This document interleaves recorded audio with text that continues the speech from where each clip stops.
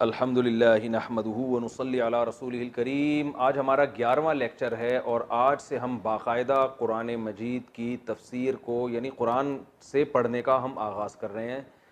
और इसमें आप पहले तो मैं बता दूं, क्योंकि सबसे ज़्यादा 30वां पारा पढ़ा और सुना जाता है, नमाज में भी आप 30वें पारे की ज़्यादातर तिलावत सुनते हैं, तो और 30वें पारे में भी आखिरी 10 सूरतें ज़्यादा पढ़ी जाती हैं। तो हमने ये इरादा किया है कि हम आखिरी 10 सूरतों से शुरू करते हैं। अलम तारा कैफ़ फ़अल रब्बुक बि अस्हाबिल फ़ील।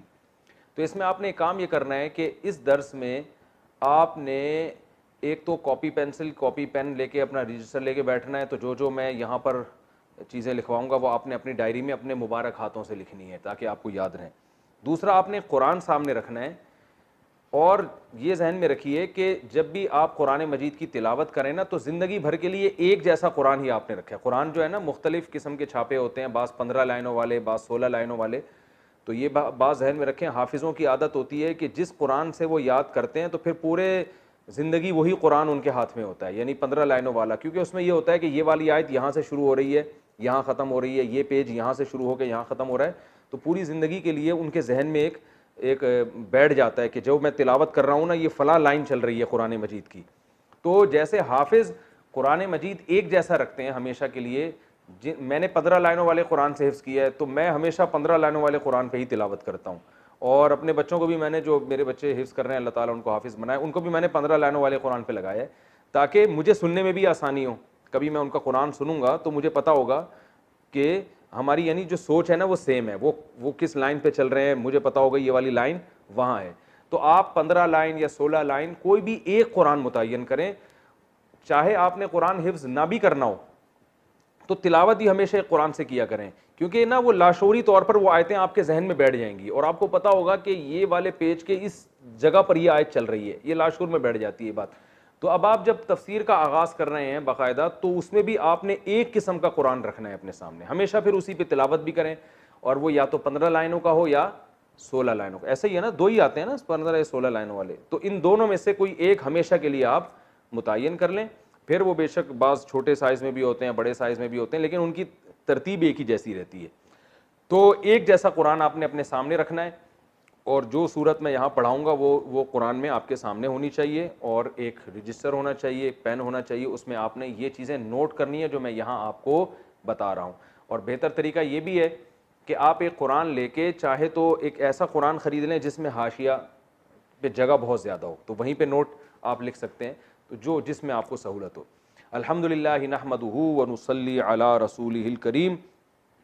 आज हमारा तफसीर का पहला लेक्चर है, यानी तफसीर से मेरी मुराद है कि ग्रामर के बाद जो बाकायदा कुरान से हम सूरतों का आगाज़ करेंगे उसका आज पहला लेक्चर है। तो ये पहले मैं 10 लेक्चर तो दे चुका हूँ, ये ग्रामर के हैं, उसके बाद इंशाल्लाह हम आगे तफसीर पढ़ेंगे।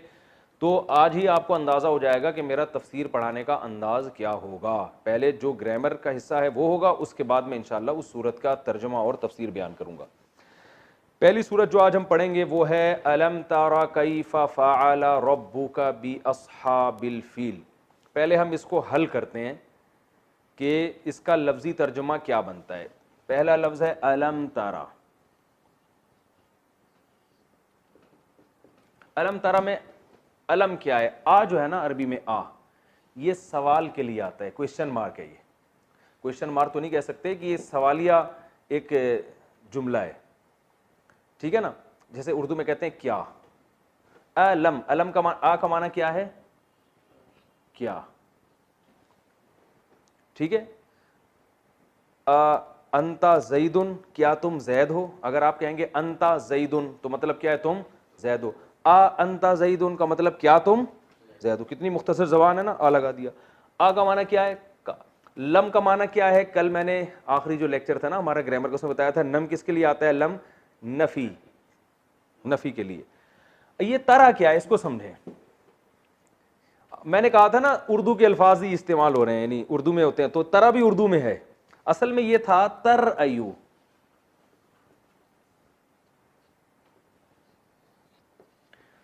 ये किससे मिलता जुलता है? तजरिबू या तस्माऊ की तरह। तस्माऊ, तजरिबू का माना मारता है या मारेगा, और तस्माऊ का माना तू सुनता है या सुनेगा। तो तस्माउ और तजरिबू से मिलता जुलता है। तर आयु, तर आयु आपने ये लफ्ज सुना है, रुयत, रुयत हिलाल है कि नहीं है? उर्दू में इसकी मिसाल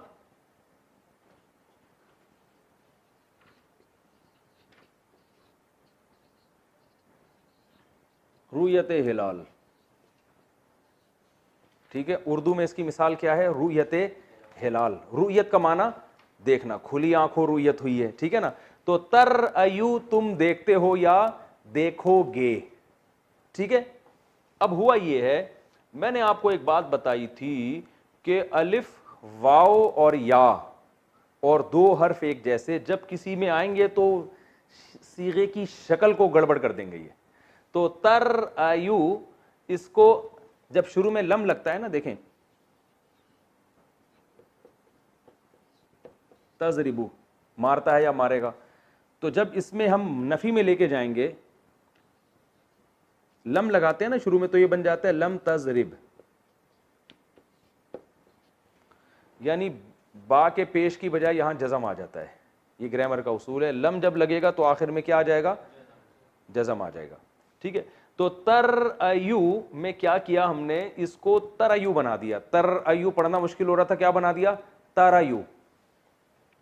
ये आपको पूरी तफसील याद करने की जरूरत नहीं है, मैं सिर्फ ये लफ्ज का मफहूम आपके दिमाग शरीफ में बिठाने के लिए इतनी डिटेल बता रहा हूं कि ये यही है जो चेंज होके ऐसे पढ़ा जाता है। तो रुयत का लफ्ज आपको याद रहेगा। तो मैं जब आपसे, यानी जो लाइव सेशन में जो लोग आएंगे ना, तो उनसे जब मैं सवाल पूछूंगा तो मेरा इसी किस्म का होगा, तरयु उर्दू में किस लफ्ज से मिलता है और ये जो ग्रामर आपने पढ़ी है उसमें किससे मिलता जुलता है। तो हमने जो पढ़ी है तजरिबू और तस्माऊ से मिलता जुलता है। तो तरयु से बना दिया इसको तरा और शॉर्ट कर दिया, ठीक है ना। तरयु था, फिर तरयु बनाया, फिर क्या बना दिया? तरा। इस यहां तक कैसे पहुंचा, ग्रामर क्या, इसकी डिटेल में जाने की चंदा जरूरत नहीं है। बस इतना जहन में हो कि तरा जो है ना, ये मैंने बताया था कि वाव, अलिफ, या और दो हर्फ एक जैसे कहीं आएंगे तो ये हुरूफ गड़बड़ी हैं, ये सीगे की शक्ल को क्या कर देंगे? बिगाड़ देंगे। तो तरयु को शॉर्ट फॉर्म में क्या कर दिया? तरा, ठीक है ना। तो तरा ये असल में तजरिबू जैसा ही है। और लम लग गया तो पास भी हो गया और नफी भी हो गया। तो अब अलम तरा का तर्जमा क्या हो गया? अलम तारा, क्या तुमने नहीं देखा, ठीक है ना। तर अयु का मतलब था तुम देखते हो या देखोगे। तर अयु को शॉर्ट में तरा बना दिया, लम से पास में चला गया। अलम तारा, लम तारा तुमने नहीं देखा, अलम तारा क्या तुमने नहीं देखा। तो अलम तारा का तर्जुमा क्या हुआ?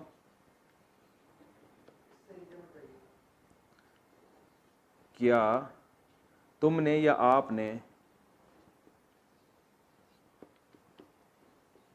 ये आप लोग जब अपने मुबारक हाथों से लिखेंगे ना अपने रजिस्टर में, अपने खुद मुबारक हाथों से, तो फिर आपको ज्यादा अच्छी तरह से समझ में आएगा। अलम तारा, क्या आपने नहीं देखा, ये तर्जुमा हो गया ना। अच्छा, ये हम जैसे जैसे तफसीर पढ़ते चले जाएंगे, ग्रामर का हिस्सा खुद ब खुद कम होता चला जाएगा, चूंकि जो बातें बार बार आएंगी फिर हम रिपीट नहीं करेंगे वो आहिस्ता आहिस्ता आहिस्ता आहिस्ता खुद ही सिमट के, और आपको इंशाअल्लाह जब आप इसी तरह से आयतें समझेंगे और तिलावत करेंगे तो आपको खुद भी बहुत सी आयतें खुद से पहले से ही आ रही होंगी। तो फिर इंशाअल्लाह हटो बच्चों वाला काम कुछ वक्त के बाद जाके हो जाएगा। अलम तारा कैफा फ़अला,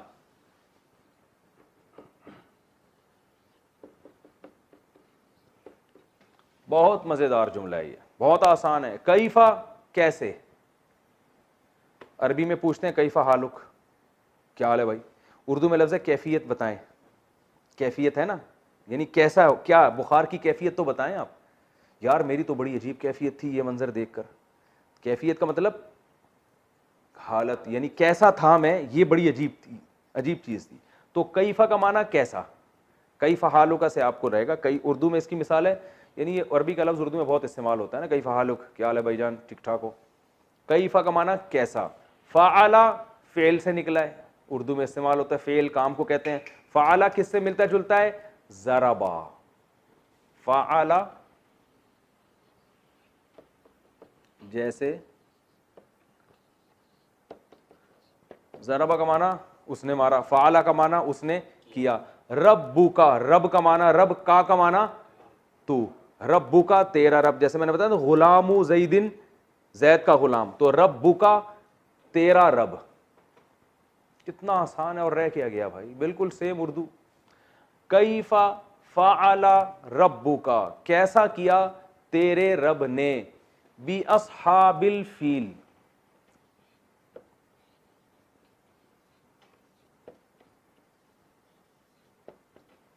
अस्हाब कहते हैं साथी को, साहिब, साहिब की जमा क्या है,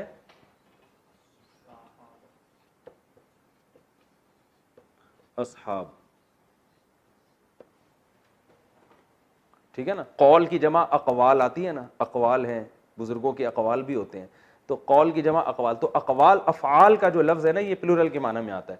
साहिब की जमा अस्हाब, और साहिब किसे कहते हैं, साथ रहने वाला, सोहबत से निकला है ये, सोहबत से निकला है ये, ठीक है। उर्दू में लफ्ज़ सोहबत का माना साथ रहना, भाई बुजुर्गों की सोहबत उठानी चाहिए, उनके साथ रहना चाहिए, तो साहिब साथ रहने वाला। तभी कुरान में आता है ना, यौम यफिरुल मरउ मिन अबीही, इंसान अपने बाप से दूर भागेगा, व उम्मिही व अबीही, अपनी अम्मा से अपने बाप से दूर भागेगा, अपने भाई से दूर भागेगा, व साहिबतिही, अपने साथ रहने वाली से भी दूर भागेगा। तो अल्लाह ने बीवी को क्या कहा, साहिबा, साथ रहने वाली। इससे पता चलता है कि इंसान हर एक से दूर होता है, मगर जहाँ भी दुनिया में सफ़र के लिए जाओगे तो बेगम को साथ ले जाया करो, क्योंकि अल्लाह ने उसको डिफाइन ये किया है कि साहिबा है, फुलतरू की तरह अब ये चिपक गई है तुम्हारे साथ, ठीक है ना। लोग कहते हैं ना यार ये हम जहाँ भी जा रहे हो तो मेरे पीछे, ये हमेशा मेरे, मैंने कहा भाई अब जब शादी हो गई तो फुलतरू की तरह अब ये तुम्हारे साथ चिपक गई है, अब तुम जहाँ जाओगे ये तुम्हारे साथ साथ जाएगी, और इसको जाना चाहिए क्योंकि ये साहिबा है। साहिब की मुअन्नस क्या आती है, साहिबा। तो इसको वाला भी कहते हैं, जो आपके साथ होता है, आप वाला होता है ना। अरे गोले गंडे वाला किसे कहते हैं, जो गोला गंडे की दुकान हर वक्त गोला गंडा साथ लेके घूम रहा हो ना। सब्जी वाला, जो सब्जी को हर वक्त साथ लेके घूम रहा हो। तो गोलगप्पे वाला, जो हर वक्त। तो साहिब किसे कहते हैं, वाले को, वाला, दूध वाला, साहिबुल मिल्क ठीक है ना ठीक है ना। तो साहिबुल लबन, ठीक है ना। साहिबुल माल, माल वाला। तो असहाब मैंने वाला। फील किसे कहते हैं, हाथी को। ये लफ्ज उर्दू में इस्तेमाल नहीं होता, तो कुछ खुद भी याद कर लिया करें। आप इस फील के लफ्ज में अच्छा फील महसूस नहीं कर रहे होंगे क्योंकि उर्दू में इसकी मिसाल नहीं मिलती। तो फील कहते हैं हाथी, एलिफेंट, ठीक है ना। कितना आसान हो गया। कैफा फ़अला रब्बुका, बा का माना साथ, जैसे हम कहते हैं ना बिस्मिल्लाहिर्रहमानिर्रहीम। जब हम सूरह फातिहा पढ़ेंगे ना तो वहां फिर मैं बिस्मिल्लाह को भी डिफाइन करूंगा, अल्लाह के नाम के साथ। तो बा का माना क्या है, साथ। ये अपनी डायरियों में आप लोग नोट करते रहें। तो अलम तारा कैफा फ़अला रब्बुका, आपने देखा नहीं कि आपके रब ने कैसा किया, बी अस्हाबिल फील, हाथी वालों के साथ। असहाब का माना क्या हो गया, वाले, ठीक है ना, जो हाथी लेकर आए थे, जो हाथियों के साथ थे। हाथी वालों के साथ आपके रब ने कैसा किया। अलम तारा, आपने देखा नहीं, ठीक है ना। तफसीर तो बाद में होगी ना, पहले मैं इसको हल कर दूं। अलम यजअल कैदहुम फी तज़लील,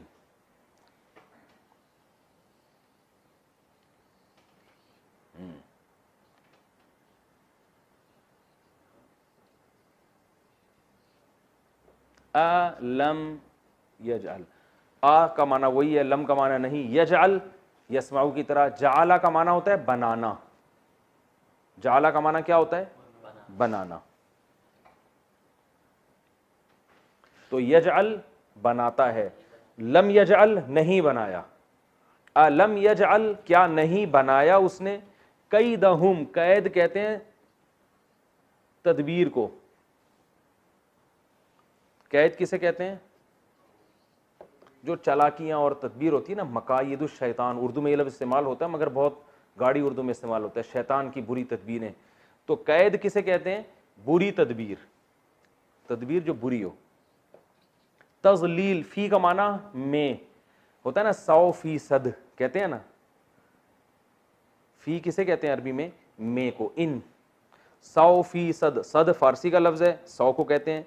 फी का माना में और 100 का माना 100, तो 100 में 100, उर्दू में कहते हैं ना 100%, ये बात दुरुस्त है, यानी 100 में 100 ये बात दुरुस्त है। तो फ़ी का माना यहाँ से आप याद रखें कि फ़ी का लफ्ज़ जो है ना 100% में इस्तेमाल होता है। तो फी तजलील, तजलील उर्दू में इस्तेमाल होता है जलालत। क्या जलालत है यार, है यानी दुरुस्त चीज नहीं है, बातिल चीज को भी कहते हैं।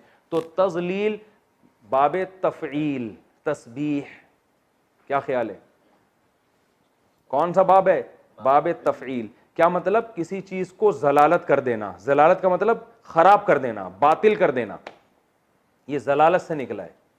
गुमराह को भी जाल कहते हैं ना, वो भी बातिल होता है। तो तजलील बातिल कर देना, ठीक है ना, बातिल करना।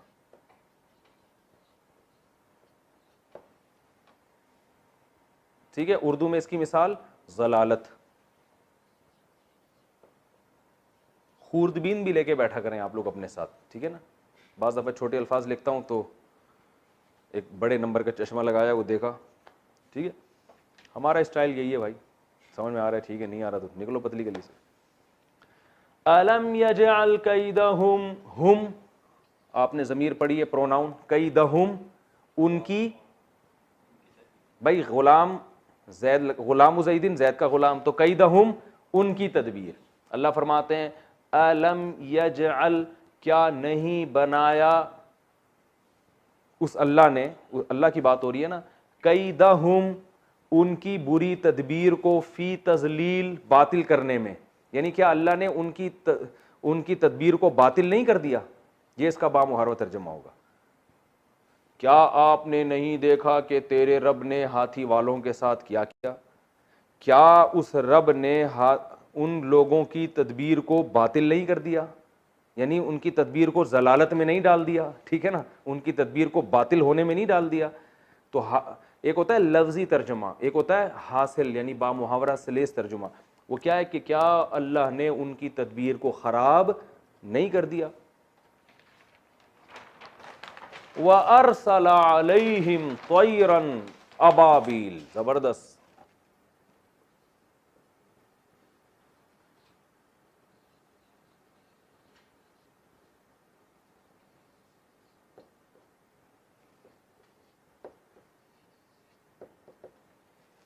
वाव का माना एंड, और अरसला अकरमा की तरह है।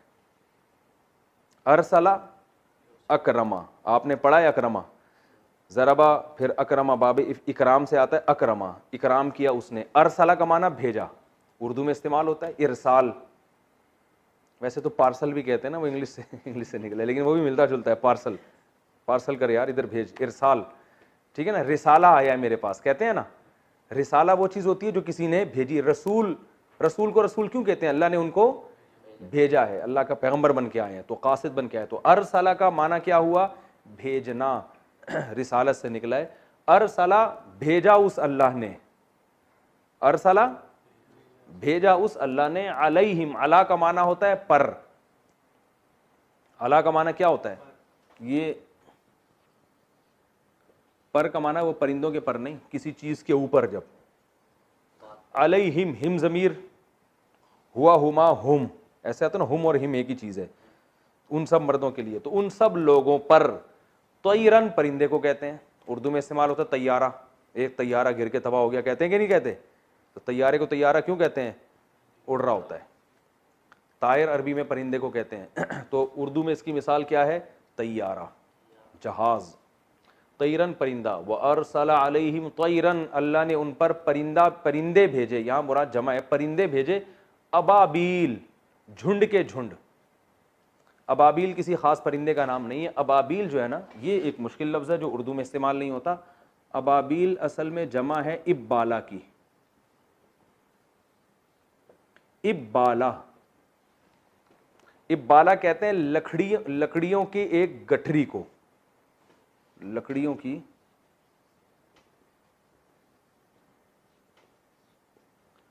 गठड़ी, गठरी होता है, गठड़ी होता है, गठरी, बस जो भी होता है, जिस कौम में जो है वो यहां डाल दिएगा, ठीक है ना। गठरी, इब्बाला कहते हैं, ये थोड़ा मुश्किल लफ्ज़ है, उर्दू में इस्तेमाल नहीं होता। लकड़ियों की गठरी, इसकी जमा आती है अबाबील। जमा क्या है, अबाबील, ठीक है ना। तो लकड़ियों की गठरियों का एक पूरा मजमुआ, ठीक है ना। तो अल्लाह फरमाते हैं अल्लाह ने उन पे परिंदे भेजे, यानी गोया पूरी, यहां मुराद लकड़ियों की गठरियां नहीं है, क्योंकि परिंदों का जिक्र हो गया तो मुराद क्या हो गया, परिंदों की पूरी गठरियां।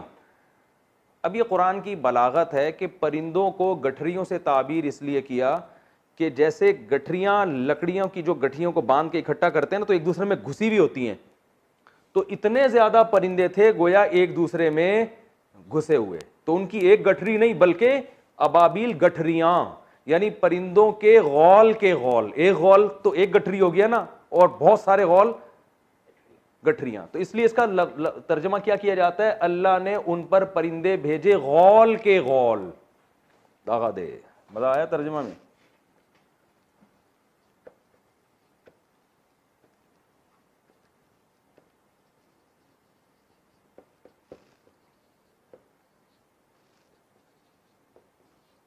हम इसका तर्जमा क्या कर होते हैं, अल्लाह ने अबाबील परिंदा भेजा ठीक है ना।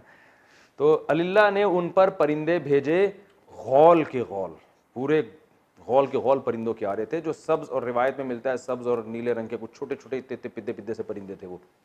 वअरसला अलैहिम तयरन अबाबील, ठीक है। आगे है तरमीहिम,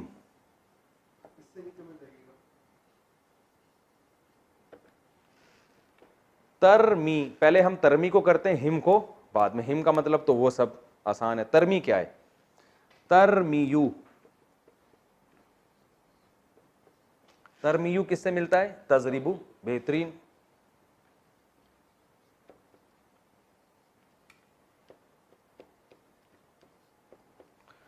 तजरिबू जो है ना, मारता है या मारेगा, और तजरिबू एक और माना में भी आता है, गर्दान पढ़ लेता हूं पूरी, यजरिबू, यजरिबानी, यजरिबूना, तजरिबू है ना, औरत के लिए इस्तेमाल होता है ना, वो मारती है या मारेगी। तो तरमी, वो फेंकती थी। तो असल में ये मुअन्नस का सीगा इसलिए इस्तेमाल किया कि ये खूब समझ लें कि अरबी में जमा के लिए भी मुअन्नस का सीगा इस्तेमाल होता है।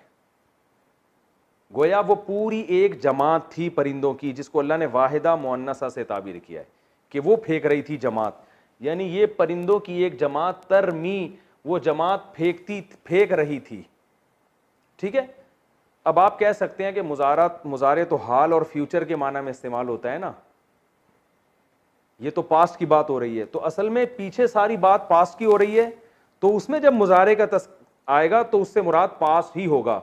लेकिन ऐसे जैसे गोया अल्लाह उस जमाने में जाकर उसको हाल के तौर पे बयान कर रहे हैं, गोया अभी ये काम हो रहा है, तो ज्यादा गहराई में जाने की जरूरत नहीं है, समझ में आ गया, ठीक है, नहीं है तो भी ठीक है।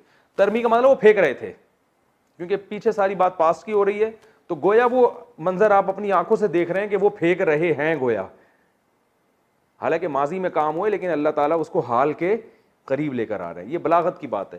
तरमी, तरमी का माना रमी कैसे कहते हैं अरबी में, फेंकने को। रमी किसे कहते हैं, रमी का लफ्ज़ इस्तेमाल होता है। देखो ये हम जब वो हज में जाते हैं ना, तो रमी करते हैं कि नहीं करते, 7 कंकर फेंकते हैं, तो वहां से आपको याद रहेगा रमी का माना क्या है, फेंकना। तरमीयू, वो फेंकते थे, वो परिंदे फेंक रहे थे। तरमी, आखिर में चूंकि या आ रहा है ना, तो तरमीयू को तरमी कर दिया, मैंने बताया था वाव अलिफ और या गड़बड़ करेंगे हमेशा, तो तरमीयू को क्या बना दिया, तरमी। तो वो परिंदे फेंक रहे थे, हिम, उनके ऊपर, उनको मार रहे थे, बिहिजारा,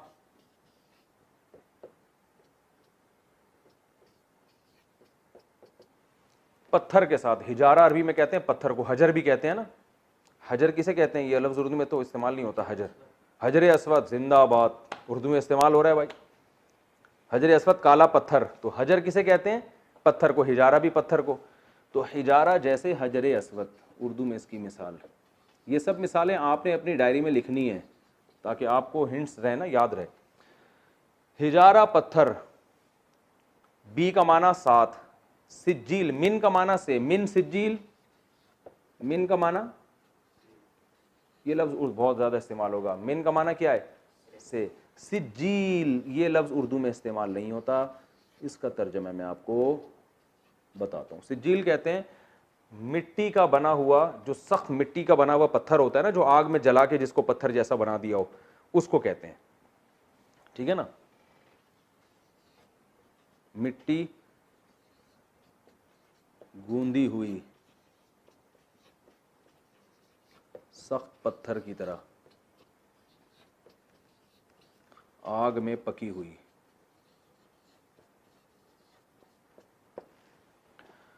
सही है ना। तो अल्लाह फरमाते हैं वो पत्थर के जरिए उनको मार रहे थे, बा का माना साथ, यानी पत्थर के साथ उनको मार रहे थे। ऐसे पत्थर मिन सिज्जील, जो सख्त मिट्टी के कंकर जो होते हैं ना पके हुए, उन उसकी जिन्स में से थे, उसकी किस्म में से, यानी उन पत्थरों में से वो पत्थर थे।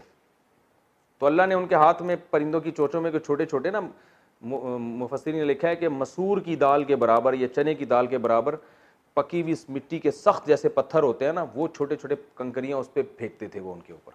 ऐसी फायरिंग हो रही थी उनके ऊपर इतनी छोटी छोटी चीज़ों के ज़रिए। तरमीहिम, वो फेंक रहे थे, बिहिजारतिन, उनको मार रहे थे पत्थर के साथ, ऐसे पत्थर जो मिट्टी की बने हुए पत्थर थे। ठीक है ना। आगे फजअलहुम,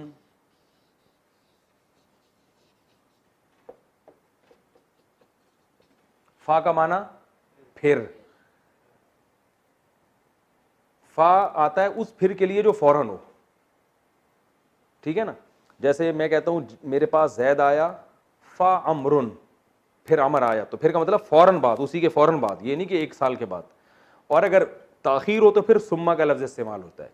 मेरे पास जैद आया, सुम्मा अमरुन, उसके कुछ टाइम के बाद अमर आया, डायरी में नोट कर ले। फजअला, जअला पढ़ चुके हैं आप, जअला का माना बनाना, यजअल में आया था ना। फजअलहुम, फिर उस परिंदों ने बना दिया, या अल्लाह ने बना दिया, दोनों तरफ निस्बत हो सकती, अल्लाह ने बना दिया हुम, उन लोगों को, कास्फिन,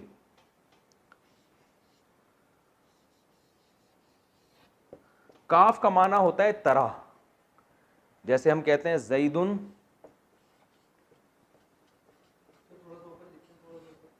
कल असद, कल असद, असद कहते हैं शेर को, शेर की तरह है।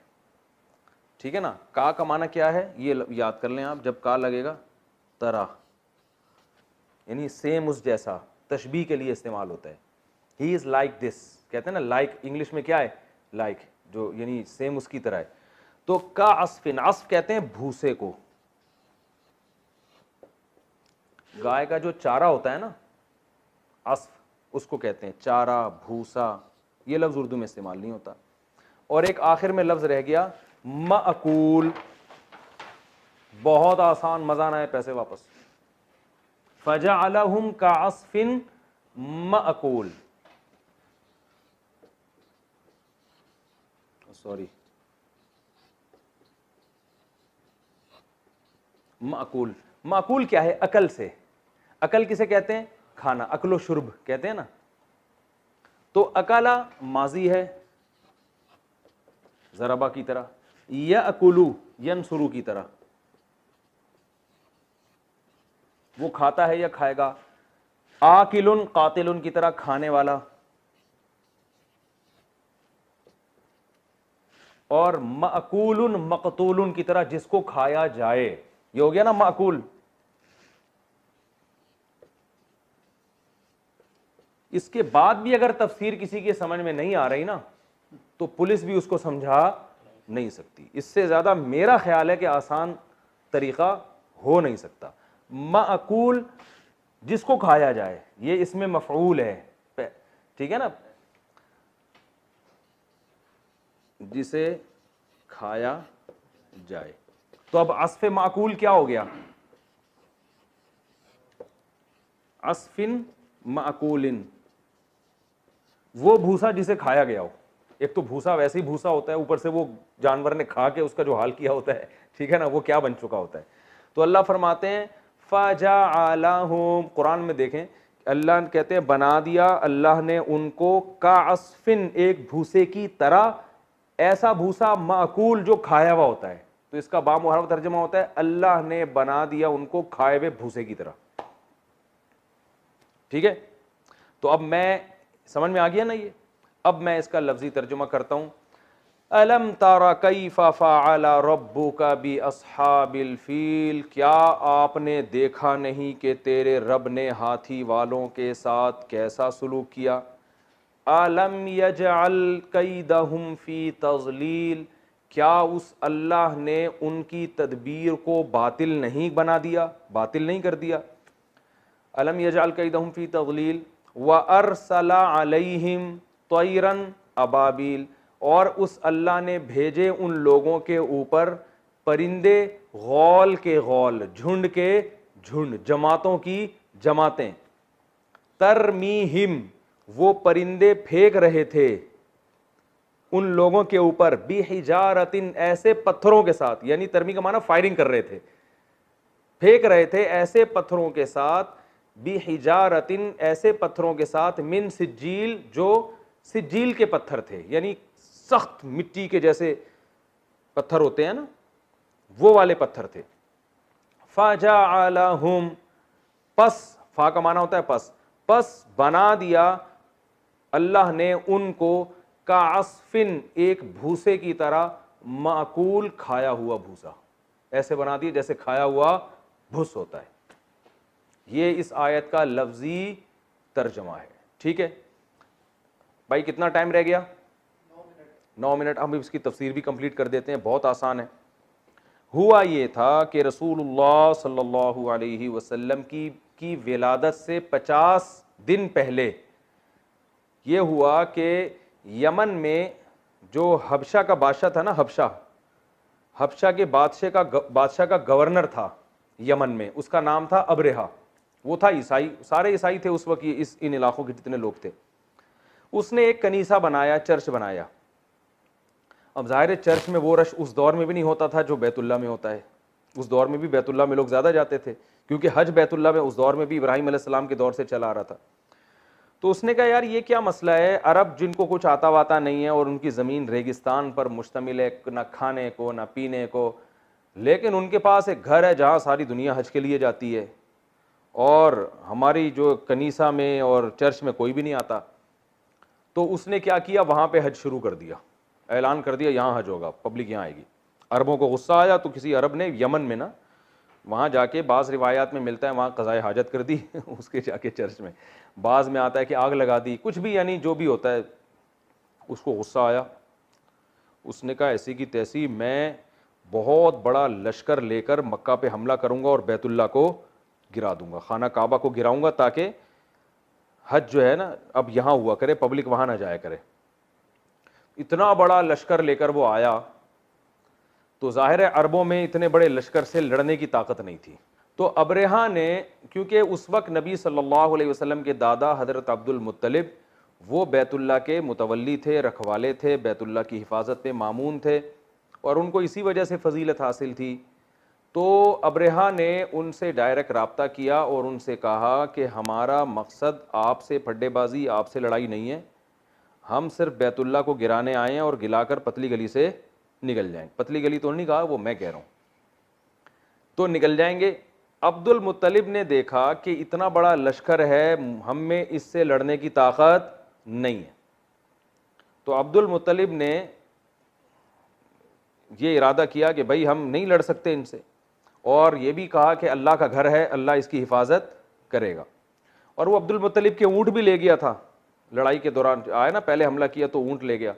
तो अब्दुल मुत्तलिब ने उनसे ऊँट छुड़वा लिए, कहा कि भाई ये मेरे हैं, मैं इसका मुतालबा करता हूँ, बाकी रहा तक जहाँ तक घर का मामला है, अल्लाह के घर का, तो अल्लाह है जो इसकी हिफाजत खुद करेगा, अल्लाह का घर है। क्योंकि असबाब की दुनिया में उनमें लड़ने की ताकत थी नहीं, उनको पता था हम लड़ेंगे तो मारे जाएंगे सारे।